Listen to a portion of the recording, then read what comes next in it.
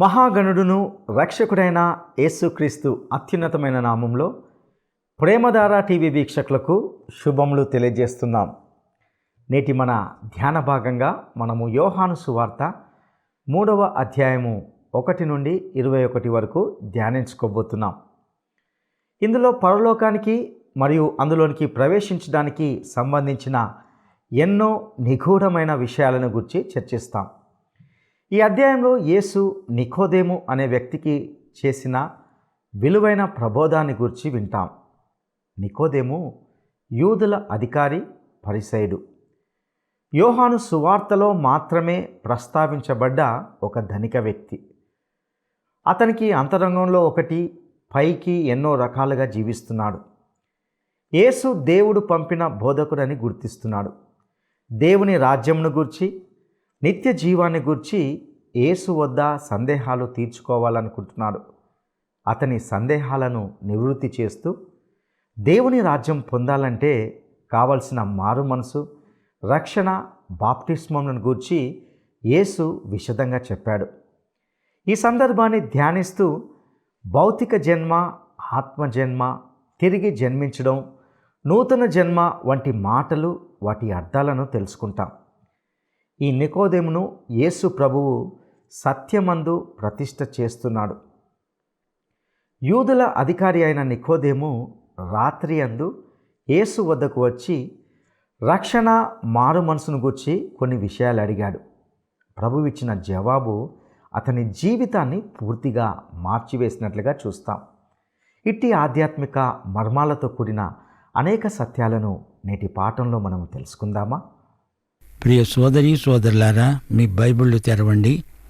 ఈరోజు మన పాఠం యోహాను సువార్త 3వ అధ్యాయం 1 నుండి 21వ వచనం వరకు. సావధానంగా వినండి. యూదుల అధికారి అయిన నికోదేము అనే పరిసయ్యుడొకడు ఉండేవాడు. అతడు రాత్రియందు ఆయన వద్దకు వచ్చి అన్నాడు, బోధకుడా, నీవు దేవుని వద్ద నుండి వచ్చిన బోధకుడవని మేమెరుగుదుము. దేవుడు అతనికి తోడై ఉంటేనే కాని నీవు చేస్తున్న సూచక క్రియలు ఎవడూ చెయ్యలేడు. అందుకు యేసు అన్నాడు, ఒకడు కొత్తగా జన్మిస్తేనే కాని అతడు దేవుని రాజ్యమును చూడలేడు. ఈ మాట నేను నిశ్చయముగా చెప్తున్నాను. అందుకు నికోదేము అన్నాడు, ముసలివాడైన మనుష్యుడు ఏలాగు జన్మించగలడు? రెండో మారు తల్లి గర్భమందు ప్రవేశించి జన్మించగలడా? యేసు అన్నాడు, ఒకడు నీటి మూలముగా, ఆత్మ మూలముగా జన్మిస్తేనే కాని దేవుని రాజ్యములో ప్రవేశించలేడని నిశ్చయముగా చెప్తున్నాను. శరీరమూలముగా జన్మించినది శరీరము, ఆత్మ మూలముగా జన్మించినది ఆత్మ. మీరు కొత్తగా జన్మించాలని నేను నీతో చెప్పినందుకు ఆశ్చర్యపడవద్దు. గాలి తనకిష్టమైన చోట విసురుతుంది. నువ్వు దాని శబ్దము వింటావే కాని అది ఎక్కడి నుండి వస్తుందో, ఎక్కడికి పోతుందో నీకు తెలీదు. ఆత్మ మూలముగా జన్మించిన ప్రతివాడు అలాగే ఉన్నాడు.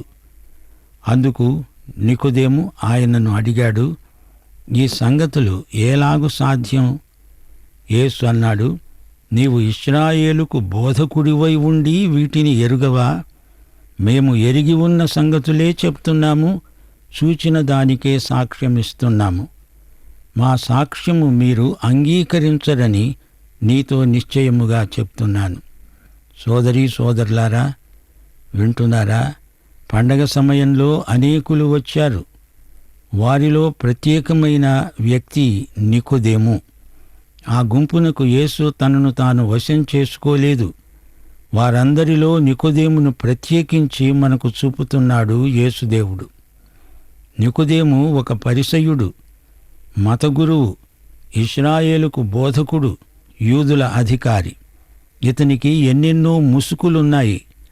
అతడు పరిసయ్యుల మధ్య ఉన్నప్పుడు వారి మనిషి. ఒంటరిగా అతడు వీధిలో నడుస్తున్నప్పుడు దారి ప్రక్కకు తొలగి ఆయనకు దారి ఇస్తారు. అతడు నిలువుటంగి ధరిస్తాడు. అతని దుస్తులకు ఎంతో గౌరవం ఉంది. ఆ జనం వైపు తాను ఠీవిగా చూస్తూ ఉంటాడు. తాను వారందరికంటే పై స్థాయికి, అంతస్తుకు చెందినవాడు. భక్తుడు, మతం అతని నిర్వాకం. మతం ఒక సంస్థగా అతనికి అగ్రపీఠం ఇచ్చింది. ఇన్ని ముసుకుల వెనుక దాక్కున్న ఈ ప్రబుద్ధుడు నికోదేము. ఈ పేరుకు అర్థం అధికారి, సమర్థుడు.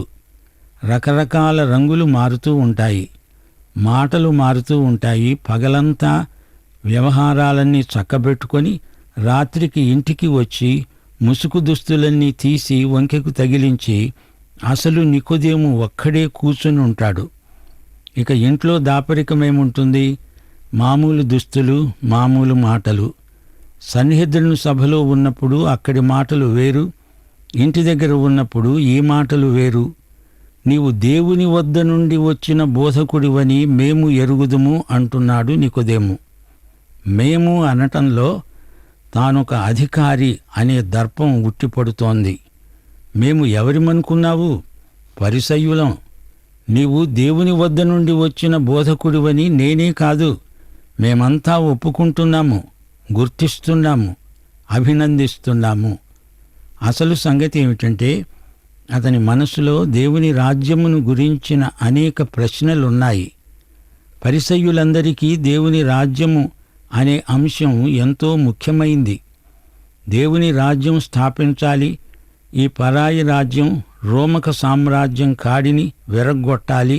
కాని ఎలాగా? నీవే చెప్పాలి. ఒక కార్యాచరణ ప్రణాళికను నువ్వే రూపొందించాలి.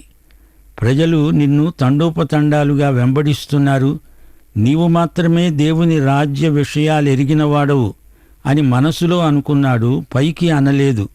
అయినా అంతర్యామి అయిన యేసు అతడు అడగకముందే అతని మనస్సులో దాగిన ప్రశ్నకు వెంటనే జవాబు చెప్తున్నాడు.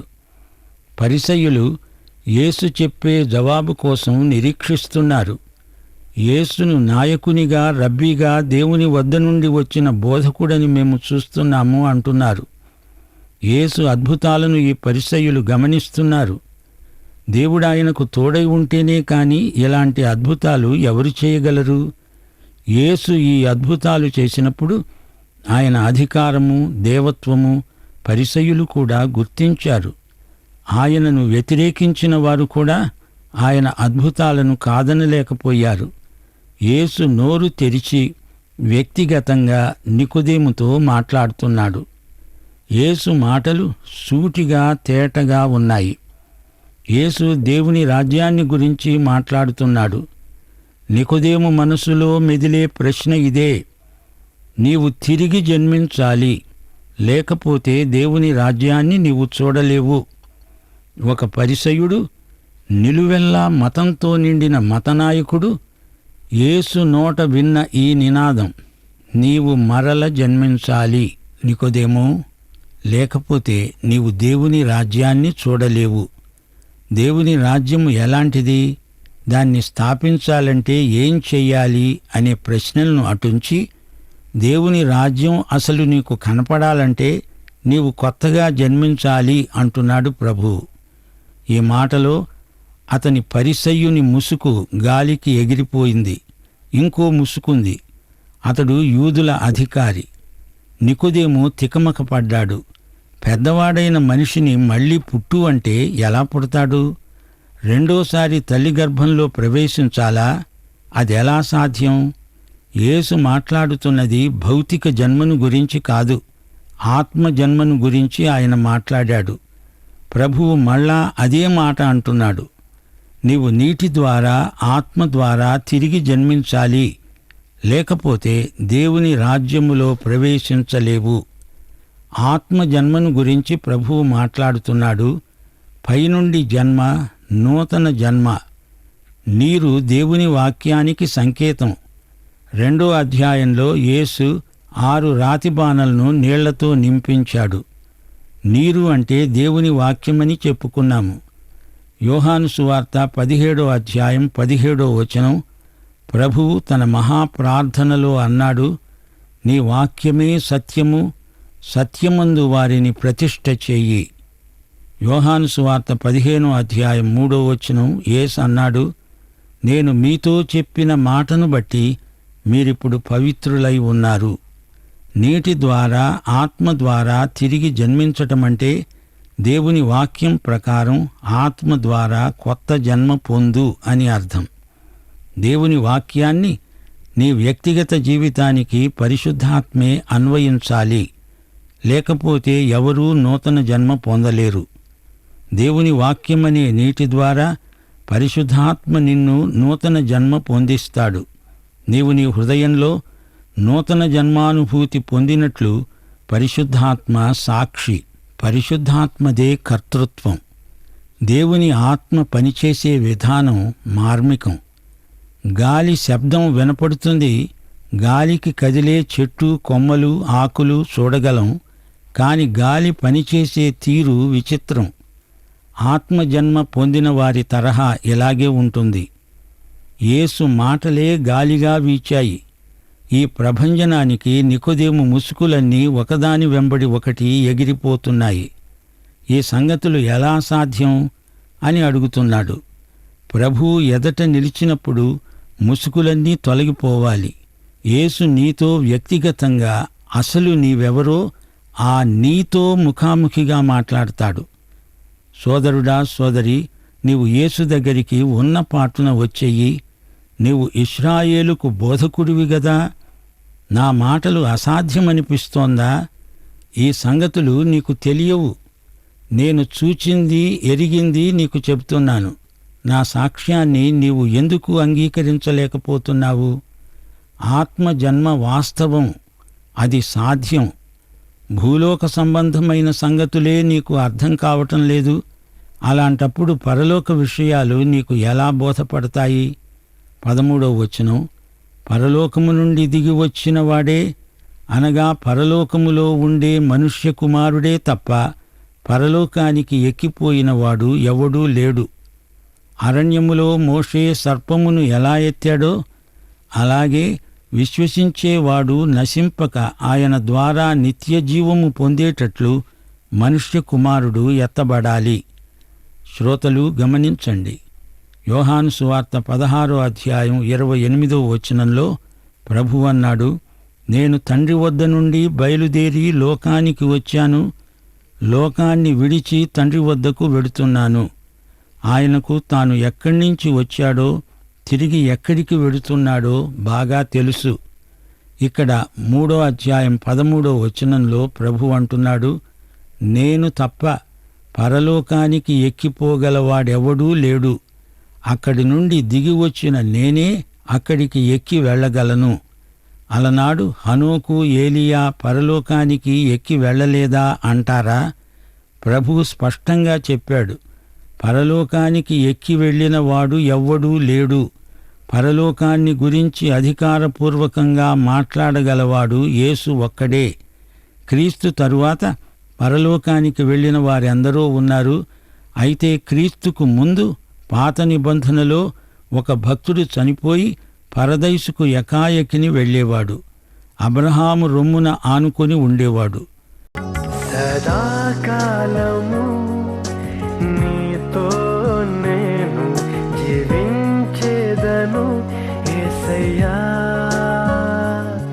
సదాకాలము నీతో నేను జీవించేదను యేసయ్యా, యేసయ్యా, యేసయ్యా,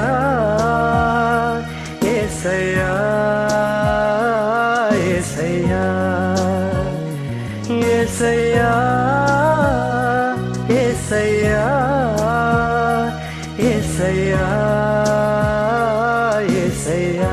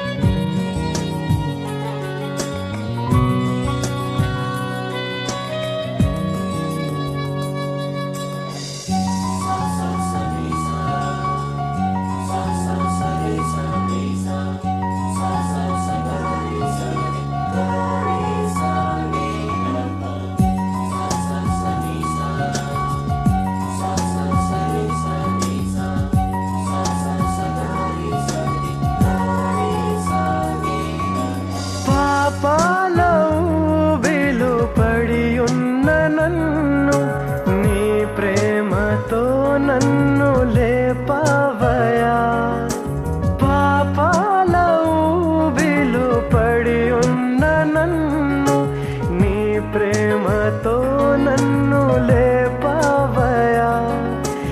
ఏ తోడు లేని నాకు నా తోడుగా, నా అండగా నీవు నిలిచావయా. ఏ తోడు లేని నాకు నా తోడుగా, నా అండగా నీవు నిలిచావయా. యేసయ్యా యేసయ్యా యేసయ్యా యేసయ్యా యేసయ్యా యేసయ్యా యేసయ్యా యేసయ్యా. సదాకాలము నీతో నేను జీవించేదను యేసయ్యా.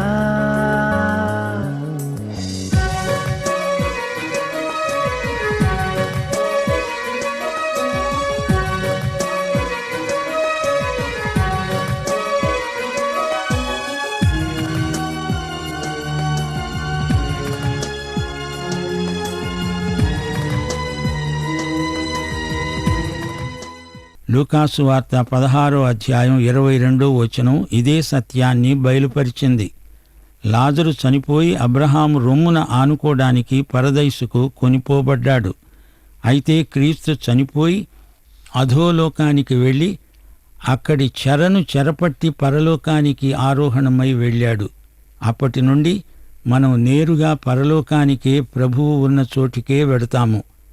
పాత నిబంధనలో పరదైసుకు వెళ్ళిన వారిని యేసు తనతో తీసుకువెళ్ళాడు.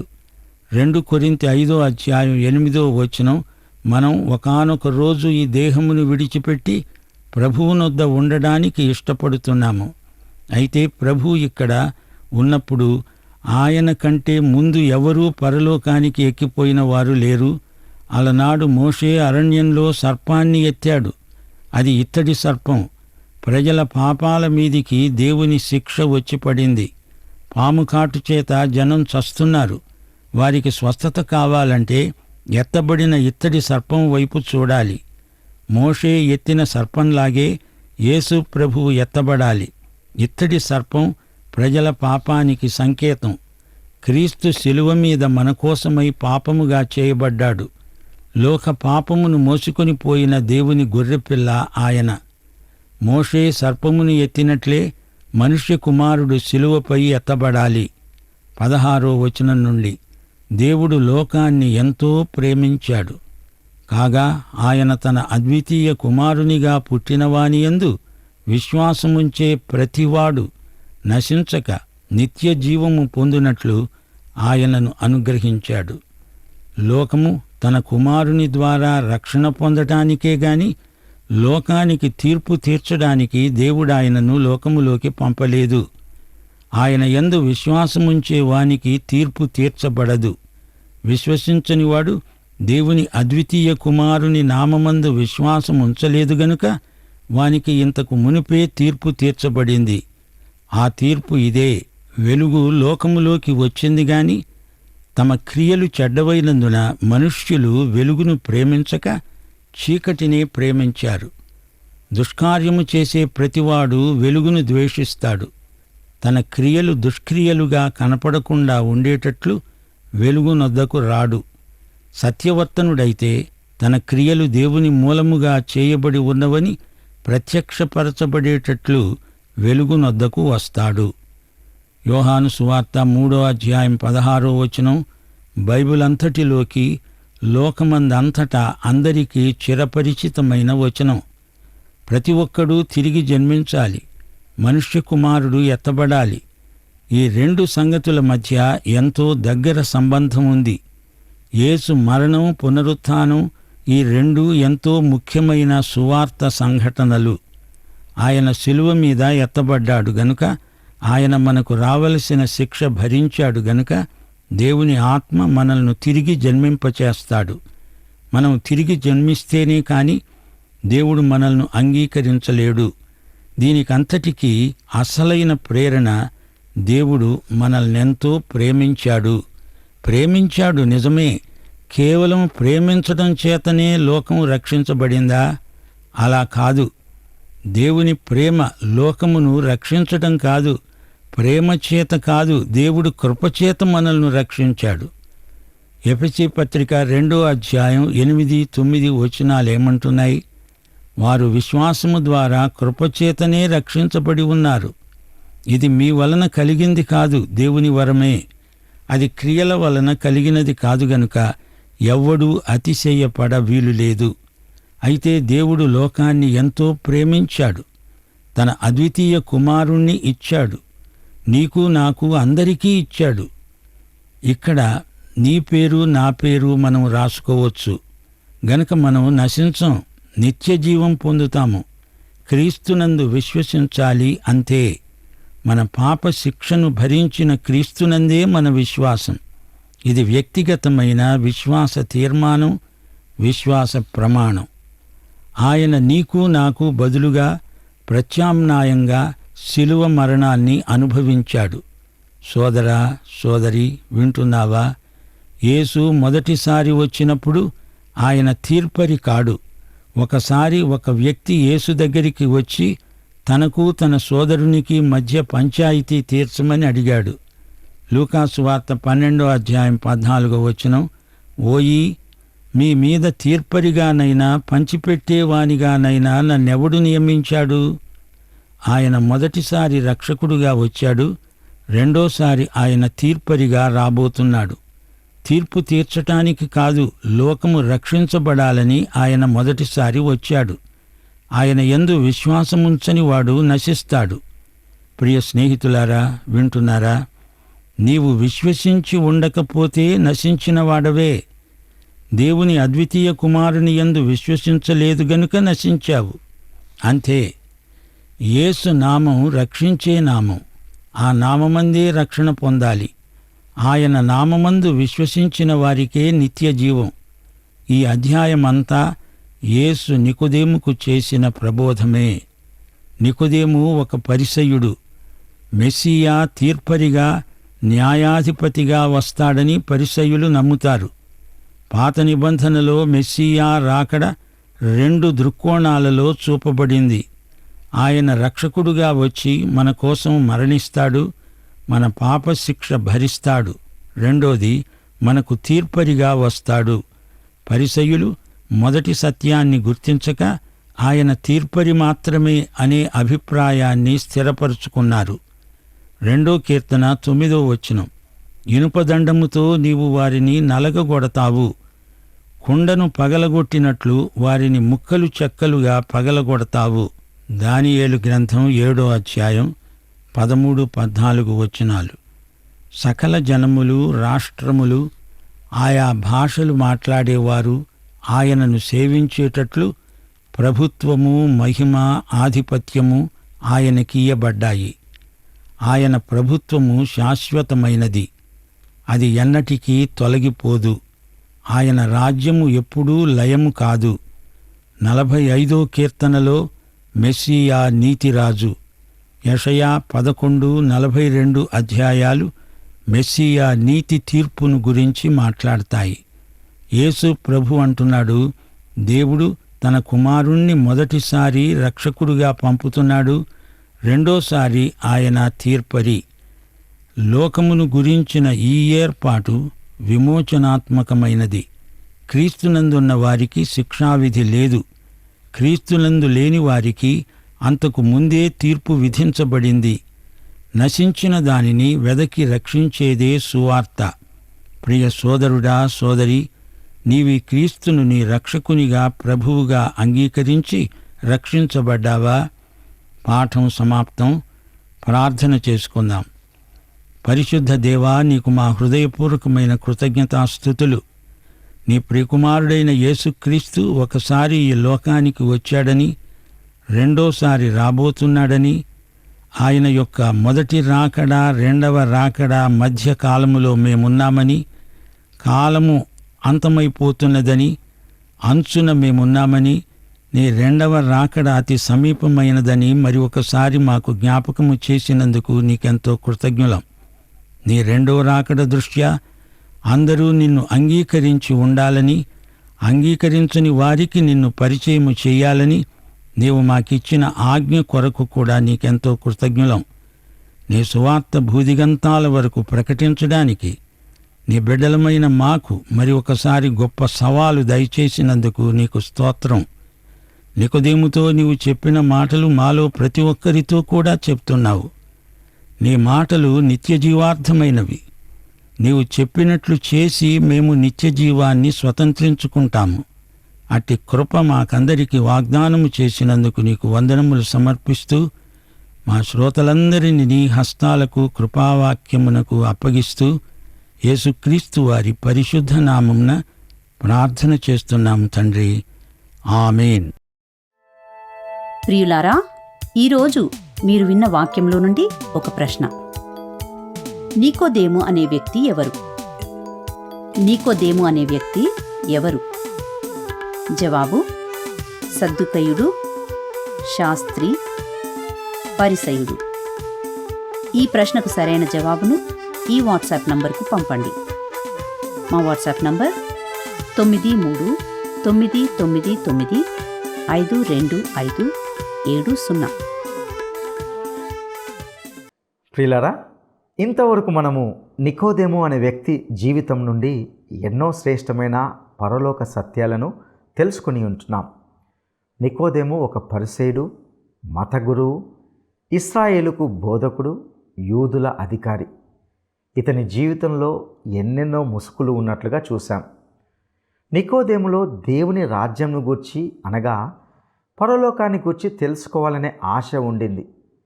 దేవుని రాజ్యం ఎలాంటిది, దానిలోకి ప్రవేశించాలంటే ఏమి చేయాలి అనే ప్రశ్నలకు ప్రభు ఇచ్చిన అనేక విశిష్టమైన జవాబు నేటి మానవాళికి ఎంతో అవసరమైనదిగా ఉన్నది.